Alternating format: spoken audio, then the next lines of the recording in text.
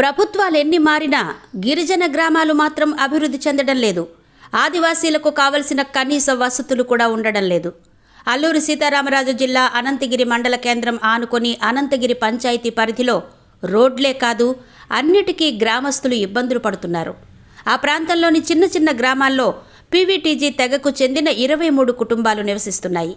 ఇటీవల కొన్ని చోట్ల పనులు జరిపించినప్పటికీ భారీ వర్షాలకు రోడ్లన్నీ గెడ్డలుగా తయారయ్యాయి.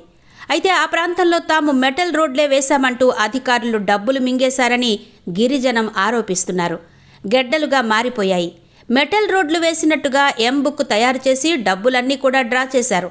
కనీసం నడవడానికి కూడా వీల్లేదంటున్నారు. రేషన్ తెచ్చుకోవాలన్నా కనీసం 12 కిలోమీటర్లు నడుచుకుని వెళ్లాల్సిందే. రోగాలు ముదిరితే డోలీలు తప్ప ఆసుపత్రికి వేరే మార్గం లేదు. తాగునీటికి గ్రామస్తుల అవస్థలు పడుతున్నారు. గిరిజనులపై అధికారులు నిర్లక్ష్యం వహిస్తున్నారని ఐటీడీఏ పీఓ స్పందించాలని కోరుతున్నారు. రోడ్లు వేస్తామని నమ్మించి ఉన్న రోడ్డుని పశువుల తోవగా మార్చారంటూ గ్రామస్తుడు గమ్మిలరాజు ఆరోపించాడు. సాయిబాబు సార్, నేను తిలార్పంచి మాట్లాడుతున్నాను. మా ఊర్లో రోడ్డు చూడండి సార్, చాలా దారుణంగా ఉంది సార్. ఈ వీడియో పీఓ దగ్గర అందాలని నేను చాలా కోరుకుంటానండి. ఎందుకంటే మాకు ఏది వచ్చినా సరే, ప్రతి ఇది వచ్చినా అన్నీ మాకు ఊర్లో అందుబాటులో అవ్వట్లేదు. ఇప్పుడు అంగన్వాడీ బిల్డింగ్ అన్నారు, అదే అందుబాటులో అవ్వలేదు.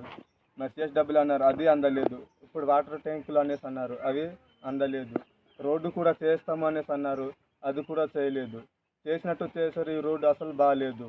ఎందుకంటే బళ్ళు నడవవు, పైగా మనుషులు కూడా నడవడం కూడా చాలా ఇబ్బందిగా ఉంది. ఇది గాతాలు చూడండి, మొత్తం చూస్తూనే ఉన్నారు. ఈ వీడియో ప్రతి ఒక్కరి ద్వారా ప్రతి ఒక్కరు చూడాలని నేను చాలా ఆస్వాదించుకుంటున్నానండి.